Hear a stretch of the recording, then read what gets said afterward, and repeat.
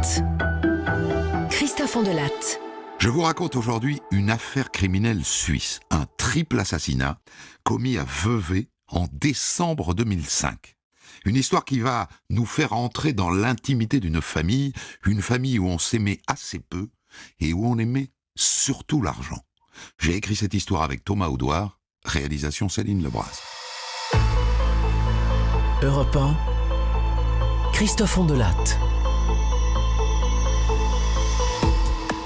On est au mois de janvier 2006 à Vevey, en Suisse, sur les bords du lac Léman.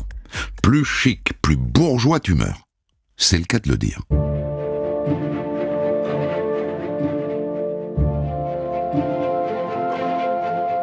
Le matin du 4 janvier, Domenico Orlando, qui est jardinier, arrive sur la propriété de Ruth Legeret, une dame de 81 ans pour laquelle il travaille depuis des années. Tiens, les volets sont fermés. D'habitude, elle prévient quand elle s'absente. Et de toute façon, elle ne s'est pas absentée puisque sa voiture est là, garée devant la villa. Et ce qui est étrange, c'est ce bouquet de fleurs et ce colis que le facteur a déposé sur le seuil. Le jardinier sort son téléphone et il appelle le fixe de la maison. Pas de réponse. Alors il s'approche d'une fenêtre et il colle comme ça son oreille au volet. Tiens, il y a du bruit à l'intérieur. Ces chiens, elle en a deux, ils gémissent. Pourvu qu'elle n'ait pas fait une chute ou un malaise. Et donc le jardinier appelle la société de surveillance qui sécurise la villa. Vous savez une double des clés? Vous pourriez venir sur place? J'ai peur qu'il soit arrivé quelque chose. L'agent de la société de sécurité arrive et avec le jardinier, il pénètre dans la villa. Dedans, tout est dans le noir. Et la première chose sur laquelle il tombe, c'est l'un des chiens. Celui qui gémissait, il est à l'agonie. On dirait qu'il n'a pas mangé depuis des jours et des jours. Madame Legeret?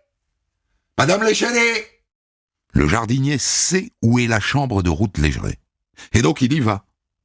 Et il ouvre. Le deuxième chien est là, par terre, dans la chambre, mort. Mais Ruth n'est pas là. Les deux font le tour des pièces, elle n'est nulle part. Dans la cuisine, c'est étonnant. Il y a à manger sur la table, mais la nourriture est pourrie. Et là, qu'est-ce que c'est que cette odeur? Pouah! La cave! Ça vient de la cave! Ils ouvrent, l'odeur les prend à la gorge. Une horreur!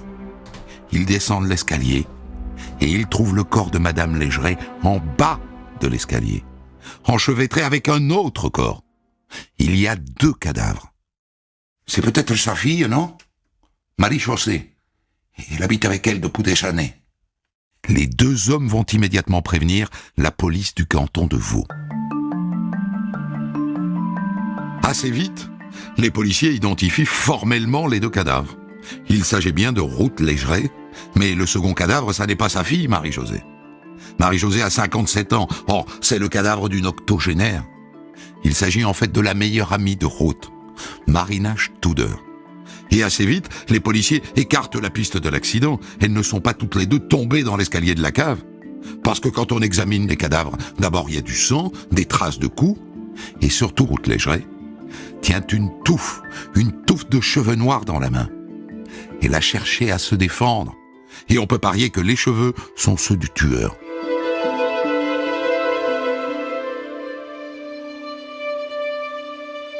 Ah, on a aussi trouvé une paire de ciseaux sous le corps de Marina Studer. Est-ce que ça leur a servi à se défendre?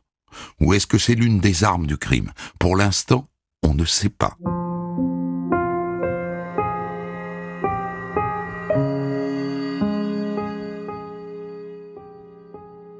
D'après le légiste, le crime remonte au 25 décembre. Bon, je ne suis pas formel sur la date, cela dit. Je dirais autour de Noël. Compte tenu de l'état des corps, je peux pas être plus précis. Les corps sont dans un état de décomposition avancé. Et dans ces conditions, l'autopsie n'est pas facile. Mais elles ont toutes les deux les côtes cassées. Et Marina Studer a le nez fracturé et le poignet cassé. Elles sont mortes sous les coups. on les a frappés à mort. Où? Eh bien, vu les giclures de sang sur les murs, en bas, au rez-de-chaussée, dans la chambre d'amis.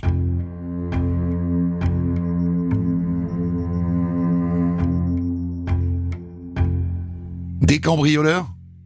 Oh, ça pas sûr du tout, parce que la villa était fermée à clé, de l'intérieur. Il n'y a aucune trace d'effraction. Et en fouillant un peu, on trouve sans difficulté des objets de valeur qui n'ont pas été emportés, et même de l'argent liquide, et même des pièces d'or.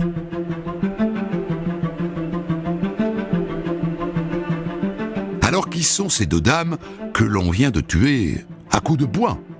Ruth Légeret, d'abord, puisque la villa est à elle. Elle avait 81 ans, elle était originaire de la région de Vevey, veuve d'un architecte qui a fait fortune dans le coin, Charles Légeret. Elle avait 4 enfants, Simon et Marie-Josée, plus 2 enfants adoptifs, François et Ramu, mais Ramu est mort en 1992. Quant à Marina Studer, même âge, 81 ans, veuve elle aussi, d'origine péruvienne et riche elle aussi. Son mari était directeur d'un laboratoire pharmaceutique. D'après ce que disent les gens, Ruth et Marina se connaissaient depuis 30 ou 40 ans. Elles étaient proches comme des sœurs. Et Marina était venue passer les fêtes de Noël et du jour de l'an avec sa meilleure amie.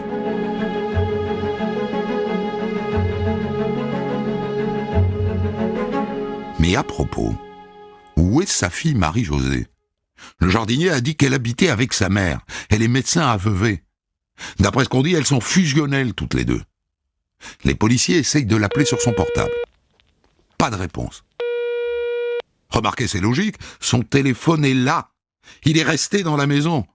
De même d'ailleurs que son passeport et son porte-monnaie. Et surtout, sa voiture. Sa voiture est dans le garage. Bon, les policiers vaudois alertent Interpol, un avis de recherche est diffusé dans la presse. Et en attendant, ils convoquent le fils aîné, Simon, qui vit à Lausanne, où il a repris le cabinet d'architecte de son père. Alors, monsieur Légeret, nous avons une terrible nouvelle à vous annoncer. Votre maman est décédée. Elle a probablement été assassinée. Et là, on pourrait s'attendre à des torrents de larmes. Ah, vous n'y êtes pas du tout. Simon Légeret ne manifeste ni surprise, ni tristesse. Vous savez, j'ai coupé les ponts avec ma famille depuis des années. Je n'ai pas adressé la parole à ma mère depuis plus de 10 ans. En fait, autant que vous le sachiez tout de suite, ce qui a compliqué les rapports entre mon frère, ma sœur, ma mère et moi, c'est l'héritage de mon père. Quand il est mort, on a hérité de lui, mais c'est notre mère qui avait l'usufruit. C'est ça l'origine de la fâcherie. Et là, vous dites, où les méchants enfants? Vous allez vite comprendre d'où vient le problème. À sa mort, Charles Légeret a laissé une petite fortune. 40 millions d'euros, essentiellement des biens immobiliers. Et Ruth a tout gardé. Tous les mois, elle recevait elle-même les loyers de la totalité de ses biens immobiliers. Bon, ça n'est pas très généreux vis-à-vis de ses enfants, mais en même temps, à chacun de bâtir sa vie. Bref, dès le premier interrogatoire du fils aîné Simon, les policiers s'aperçoivent que le contexte de ce crime, c'est l'héritage. L'argent rend fou. Vous ne le découvrez pas. Monsieur Légeret, quelles étaient les relations de votre frère François avec votre mère? François, c'était le chouchou de ma mère.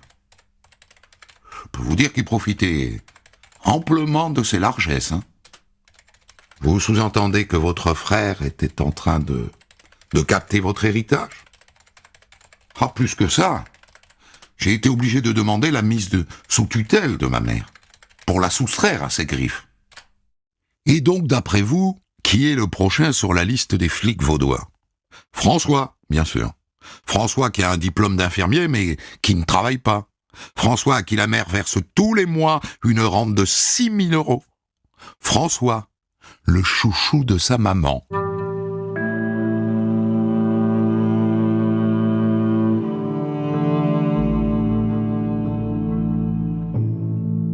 François Légeret habite une belle maison sur les hauteurs de Vevey.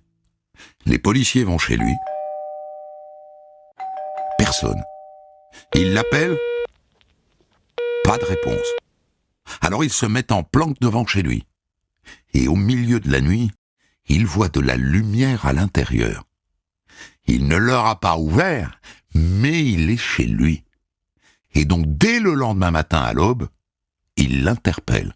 « Monsieur Lécheret, je ne sais pas si vous êtes au courant, mais votre mère, Ruth, a été assassinée. » Lui non plus n'a pas l'air très peiné. Ils ont le cœur sec dans cette famille. « Monsieur Lécheret, quand avez-vous vu votre mère pour la dernière fois ?»« Écoutez, sauf erreur de ma part, le 16 décembre, je crois. Je suis passé la voir chez sa coiffeuse, Nathalie. Elle y va, enfin, elle y allait tous les vendredis. » Il dit qu'il est passé la voir pour lui demander de l'argent. « Et votre sœur, monsieur Lécheret, Marie-Josée, savez-vous où elle est ?»« Oh, je suis brouillé avec Marie-Josée. J'ai l'impression qu'elle a tenté de m'éloigner de ma mère, pour reprendre l'ascendant sur elle, enfin, vous voyez. » Assez clairement, on est sur une piste familiale. Mais qui ? Qui a tué Simon, l'aîné ? François ? Marie-Josée, toujours introuvable ? Avant de demander aux deux premiers où ils étaient à l'heure du crime, il faudrait savoir quand précisément le crime a lieu, et donc reconstituer l'emploi du temps de Ruth et de son amie Marina. On a vu Ruth et Marie-Josée faire des courses à Vevey le 23 décembre. C'est d'ailleurs là, dans le centre-ville, que Marina Studer les a rejointes pour passer les fêtes de Noël. Et après, on a peu d'indications. Dans la villa, le programme télé est ouvert à la page du 24 décembre. Et puis vous vous souvenez du colis et du bouquet de fleurs retrouvés sur le pas de la porte. Le postier qui les a livrés dit qu'il s'est présenté le 24 entre 10h et 10h30. Oh, j'ai sonné, mais personne n'a répondu, hein.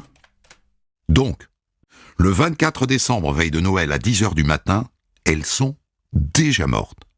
On les a donc tuées entre le 23 décembre au soir, date de l'arrivée de Marina, et le 24 au matin.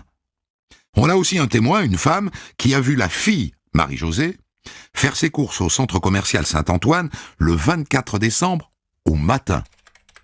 Oh, je me souviens. On a échangé quelques mots. Elle avait le caddie plein de courses de Noël. Il était quelle heure, madame ? Fin de matinée, autour de midi. Son ticket de caisse indique qu'elle est passée en caisse à 11h45. Et là, je vous rappelle qu'on retrouve la voiture de Marie-Josée dans le garage de la villa. Donc, elle est repassée chez sa mère après. Seulement, vous pouvez fouiller le frigo et les placards, il n'y a pas de trace de ces courses de Noël. Aucune. Dès lors, Marie-Josée, la fille de Ruth, est clairement dans le viseur. D'autant qu'il n'y a pas que ça. Vous vous souvenez des mèches de cheveux que le légiste a retrouvées dans la main de Ruth Lécheret ? Elles ont été analysées. Ce sont les cheveux de Marie-Jo. En attendant de retrouver Marie-Jo, les policiers reconvoquent son frère aîné, Simon. « Monsieur Lécheret, pouvez-vous nous donner votre emploi du temps du 24 décembre, s'il vous plaît ? » « Oui. J'ai préparé le réveillon avec mon épouse. On est restés ensemble à la maison. On a emballé les cadeaux. Puis le soir, nous sommes allés fêter Noël chez mon cousin. Il y avait bien 20 personnes, vous pouvez vérifier. Hein. François Lécheret, le fils adoptif, est également réentendu. Le 24 décembre, il dit qu'il passe la matinée à faire ses courses de Noël, sans d'ailleurs trouver ce qu'il voulait, dit-il. Il dit qu'ensuite il rentre chez lui et qu'il passe un long moment avec sa compagne. Et puis en milieu d'après-midi, on est allé chez mes beaux-parents pour le réveillon. Du coup, les policiers convoquent sa compagne, Virginie, pour vérifier. Et là, c'est très intéressant. Elle confirme que le 24, elle a bien retrouvé François chez lui vers 15h. Mais elle ajoute un détail. Il était très tendu, j'ai trouvé.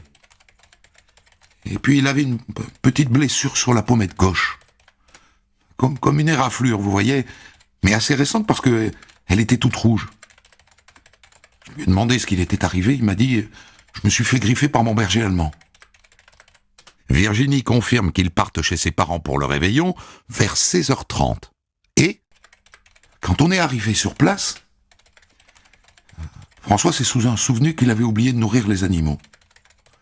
Et donc il est reparti, vers 17h. Et il est revenu ensuite à 19h30. Ah ah! Donc il s'absente 2h30, pile dans le créneau du crime. Les policiers vérifient, pour rentrer chez lui nourrir ses chiens, il lui faut maximum 1 heure aller-retour. Et si c'était lui?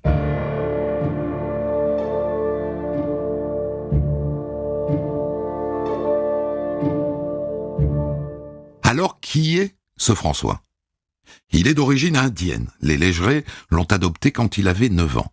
Et oui, c'était le chouchou de Ruth, ce qui d'ailleurs rendait ses premiers enfants un peu jaloux.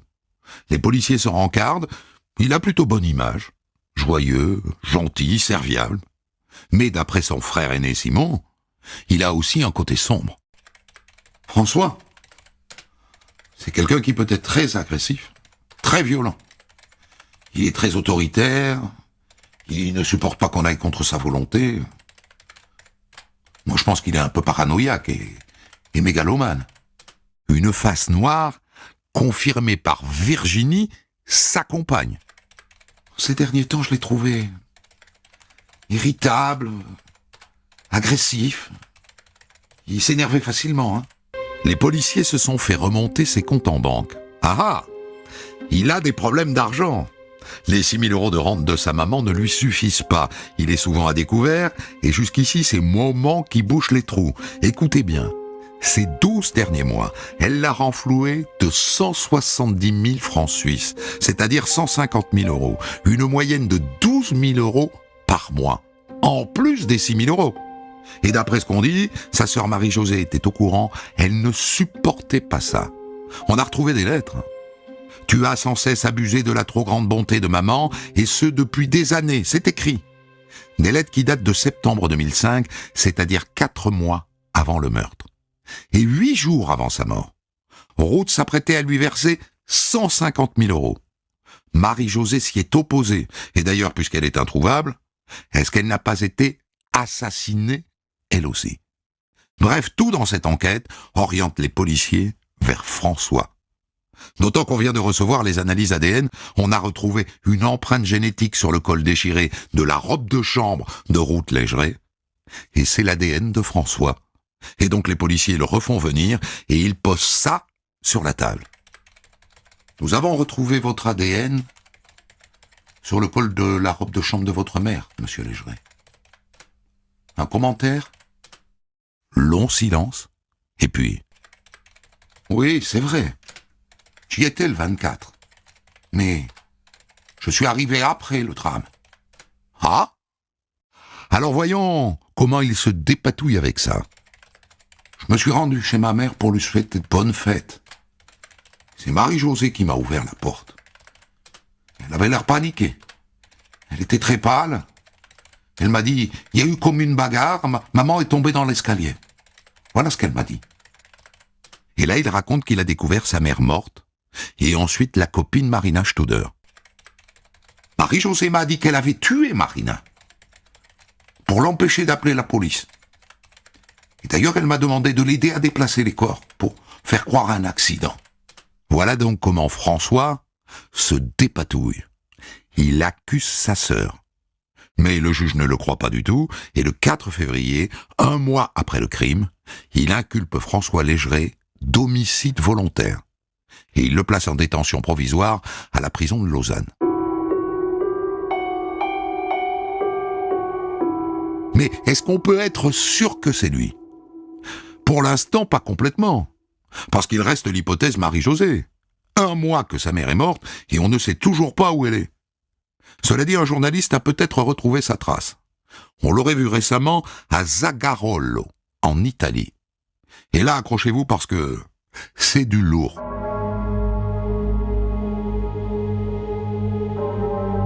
Les policiers apprennent que Marie-Josée Légeré se rend régulièrement à Zagarolo pour y rencontrer un prêtre exorciste, Monseigneur Melingo, car elle prétend qu'il y a plus de 30 ans, alors qu'elle était en mission humanitaire au Rwanda, je vous rappelle qu'elle est médecin, un homme l'a envoûtée. Elle pense qu'il lui a jeté un sort maléfique, et donc elle va régulièrement en Italie pour se faire exorciser. Donc Marie-Josée est, pardonnez-moi l'expression, dingo. Et on ne peut pas exclure qu'elle ait tué sa mère. Sauf que d'autres analyses ADN viennent de tomber, pratiquées sur les ciseaux qu'on trouve sous le cadavre de Marina Studer. Et sur la lame, ça n'est pas l'ADN de Marie-Josée, c'est l'ADN de François. Il a réponse à ça, bien sûr. J'ai pu manipuler les ciseaux avant le drame. Je ne sais pas, moi, lors d'une visite chez ma mère.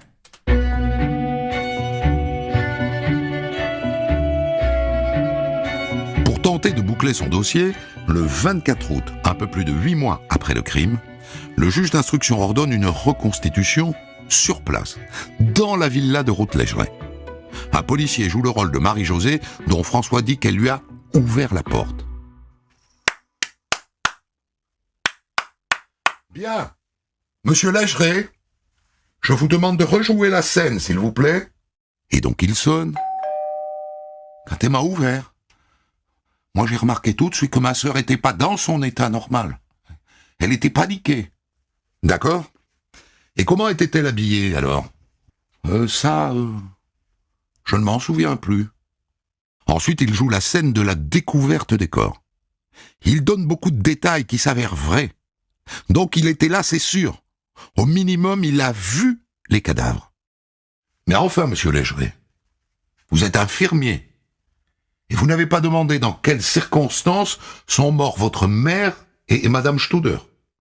Eh ben non. Il n'a pas demandé. Donc en l'état, tout l'accuse. Et pour le juge, c'est clair, il a tué sa mère et son amie Marina, et sans doute aussi sa sœur Marie-Josée, qui est toujours introuvable. Et donc il va être jugé pour 3 assassinats.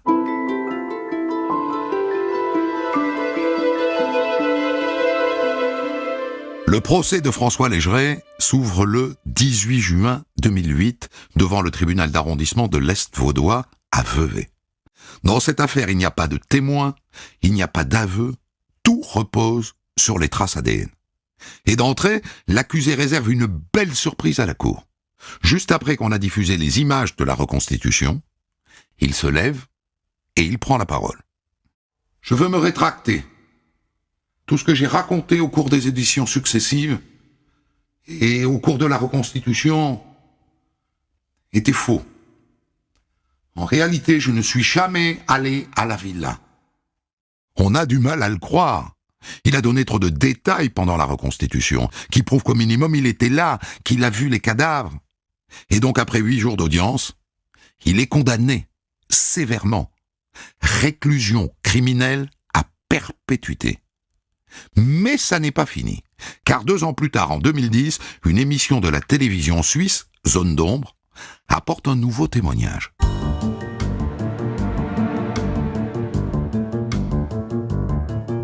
Une boulangère de Vevey, Jacqueline Albanese, qui est aussi une ancienne patiente de Marie-Josée Legeret, raconte que le 24 décembre, en fin de journée, Ruth Legeret et sa fille sont venus lui acheter une boîte de chocolat et des pâtisseries. En fin de journée, à la fermeture, dit-elle. Or, le scénario du crime, tel qu'il a été retenu par l'instruction et le verdict, c'est que le crime a eu lieu entre 10h30 et 12h30 le 24 décembre. Et donc avant cette visite chez la boulangère. C'est objectivement un élément nouveau. Et donc la chambre de révision est saisie. Et elle est moins frileuse qu'en France, elle ordonne un nouveau procès. Un procès qui est programmé pour le 1er mars 2010 à Lausanne. Sauf que quelques jours avant, la boulangère, qui est le témoin clé, reçoit une drôle de lettre dans sa boîte aux lettres. Un détective privé a enquêté sur votre passé trouble. Nous savons que vous êtes alcoolique et que vous battiez vos enfants.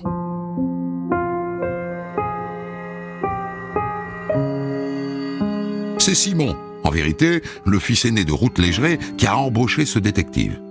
Il explique qu'il est persuadé de la culpabilité de son frère et qu'il a juste voulu vérifier la fiabilité du témoin. Et donc, quand elle vient témoigner devant la cour, eh bien, la boulangère est un peu déstabilisée. Son témoignage est bancal. Est-ce qu'elle a vraiment vu Ruth Légeret et Marie-Josée le 24 au soir ? Ah ben, c'est plus trop sûr. Elle s'est peut-être trompée de jour, c'était peut-être la veille.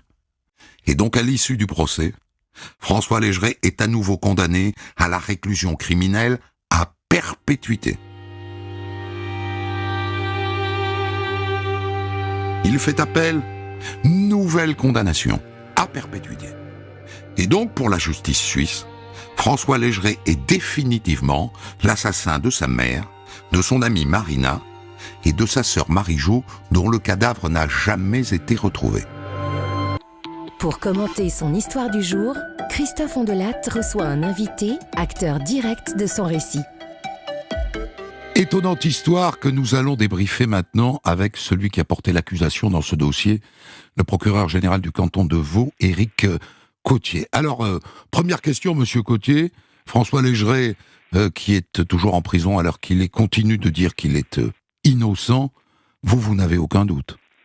Je n'ai aucun doute sur sa culpabilité, qui a été étayée par un nombre important d'éléments que vous avez mis en évidence dans le récit nécessairement résumé qui vient d'être fait, mais qui figurent au dossier et qui ont été analysés en profondeur et en détail par les deux tribunaux qui ont prononcé la condamnation de François Légeret. Le point faible tout de même, c'est qu'il n'y a pas de preuves matérielles, tangibles, incontestables. Alors évidemment, si l'on prononce des condamnations, qu'il s'agisse pour d'affaires importantes en termes d'enjeux ou d'affaires moins importantes que lorsqu'il y a des preuves absolues ou des aveux, encore que des aveux ne signifient pas nécessairement une culpabilité, ce type de jugement-là ne serait pas rendu. Dans tous les systèmes judiciaires, d'une manière ou d'une autre, il y a à un moment donné une place pour la conviction, la possibilité d'écarter un doute lorsque ce doute n'est plus raisonnable. C'est très schématiquement et en résumé ce qui s'est passé dans cette affaire. Mais le doute, puisque vous l'évoquez, en France, il doit bénéficier à l'accusé. C'est pareil en Suisse ? C'est exactement la même chose. Et là, a-t-il bénéficié à l'accusé ? Non, le tribunal a considéré qu'il n'y avait plus de doute au terme de l'examen de l'entier du dossier, après l'audition de très nombreux témoins, étant rappelé qu'aussi bien en 2008 à Vevey qu'en 2010 à Lausanne, ce sont près d'une 50aine de personnes qui seront entendues par le tribunal criminel composé de 9 membres. Parce que l'ADN, il n'a pas tort, François Légeret, quand il dit l'ADN sur le ciseau, par exemple, j'ai pu manipuler les ciseaux de ma mère un jour et mon ADN est resté dessus. Donc l'ADN est à peine quelque chose de convaincant. L'ADN de l'affaire en question, avec de l'ADN de Ruth Légeret sur la poignée des ciseaux, d'ailleurs les ciseaux ont été retrouvés sous le corps de Ruth Légeret, non pas de Marina Studer. Et puis l'ADN à l'autre bout des ciseaux, soit sur la lame des ciseaux. En principe, on ne laisse pas d'ADN sur la lame de ciseaux si on les tient par la poignée. Il y a une correspondance qui ne peut pas être prouvée, mais une correspondance quand même intéressante par rapport à la plaie qui figure sur le visage de François Légeret lorsqu'il se retrouve chez lui le jour des fêtes, constatée par son ami. Dans votre esprit, monsieur le procureur général, quel est le mobile de François Légeret? Résoudre ses problèmes d'argent? Le problème qui a certainement conduit à ce drame du 24 décembre 2005, c'est le litige financier qui est rappelé dans ce que vous avez mis en évidence. Peu à peu, François Légeret, qui dépense nettement plus qu'il ne gagne, qui certes est un millionnaire, mais un millionnaire aux poches vides, puisque sa mère garde l'usufruit sur la partie de la succession qui n'a pas été divisée, puisque en réalité Simon est sorti de cette succession en prenant sa part. François Légeret vit au-dessus de ses moyens, malgré des revenus très importants, vous les avez rappelés, plus de 200 000 francs, soit plus de 280 000 euros en 2005. C'est clair qu'il est aux abois financièrement parce qu'il n'a pas de liquidité et que son train de vie exige de telles liquidités. Est-ce qu'on est certain que c'est un crime prémédité? Parce que on peut aussi envisager un coup de sang, c'est-à-dire, il vient chez sa mère, il lui demande à nouveau de l'argent, elle refuse un nouveau virement, il s'engueule, il la frappe, et puis après il tue les deux autres parce qu'elles sont témoins. Il faut peut-être commencer par rappeler que le 16 décembre 2005, lorsque François est allé rencontrer sa mère chez le coiffeur, ce qui est tout de même assez extraordinaire, c'était dans le but de discuter avec elle de questions financières, ceci à une semaine de Noël. C'est particulier, je crois que ça montre le besoin d'argent extrêmement intense qui anime François. C'est-à-dire que le 24 décembre, au moment du crime, il sait depuis une semaine déjà qu'elle ne lui donnera pas cet argent. C'est ça. Ruth Légeret, quand elle est seule, parle volontiers avec François, et puis elle aime énormément François, elle l'a démontré au fil des ans, pas seulement en lui donnant de l'argent, mais parce qu'elle aime celui qui est son fils. Et donc la situation n'est pas aussi claire. En revanche, elle le devient au tout début de la semaine de Noël, soit à partir du 21, quand François reçoit une lettre qui est absolument péremptoire et qui lui dit qu'elle ne lui fera pas de versement. Cela dit, le tribunal n'a pas retenu une préméditation, en ce sens que François serait venu le 24 décembre dans le but de tuer les deux dames qui s'y trouvaient, puis sa sœur lorsqu'elle est rentrée des courses qu'elle avait faites. Le tribunal n'a pas retenu qu'il était venu dans ce but-là, parce que ça c'est un fait qui n'est pas établi. C'est un fait pour lequel il n'y a pas une convergence d'indices suffisants. En revanche, les deux actions homicides du 24 décembre dans la villa, puis l'élimination froide de Marie-Jo, ça, le tribunal les a retenus. Alors, est-ce qu'il y a quelque chose, Monsieur Cottier, qui explique ce déchaînement de violence de la part de François Légeret? Parce que il tue sa mère, il tue Marina Studer à coups de poing. Enfin, c'est ce que semble dire le médecin légiste. Il a un passé violent, il y a quelque chose chez lui, il y a une faille qui peut le transformer en monstre capable de tuer sa mère adoptive à coups de poing. Nous sommes en présence, comme souvent, d'un huis clos. Les traces relevées sur les deux cadavres, comme de nombreuses traces retrouvées dans le sous-sol dans lequel les faits se sont produits, montrent des actes d'une extrême violence. On va retrouver du sang projeté, manifestement à la suite de coups nécessairement violents, puisque ces projections sont très éloignées de l'endroit où les coups ont été assénés. François Légeret va, dans le cadre de l'enquête, faire l'objet de témoignages nécessairement contrastés des personnes qui seront entendues. Certaines personnes font état d'un potentiel de violence important, avec des éclats qui sont survenus de manière très, très forte à certains moments de sa vie. D'autres personnes vont dire qu'elles ne considèrent pas qu'il puisse être capable de tels actes. Ce qui s'est passé pendant le huis clos, seul François Légeret peut encore en parler, puisque ses victimes, évidemment, ne sont plus là pour témoigner. Il y a quelque chose à chercher dans le contexte de l'adoption, parce qu'on a toujours, une description bienveillante de l'adoption d'enfants étrangers. Est-ce que là, il n'y a pas la trace d'une adoption ratée ? C'est inévitablement une question qui se pose compte tenu précisément de ce qui se dit s'agissant des risques d'une adoption. C'est une hypothèse qui a été examinée. Il est très possible que François Légeret, très longtemps chéri, chouchou de sa maman, parce que c'est aussi le dernier de cette fratrie de 4 qui comporte 2 enfants biologiques et 2 enfants adoptés, c'est le chouchou, et à un moment donné, il cesse d'être le chouchou.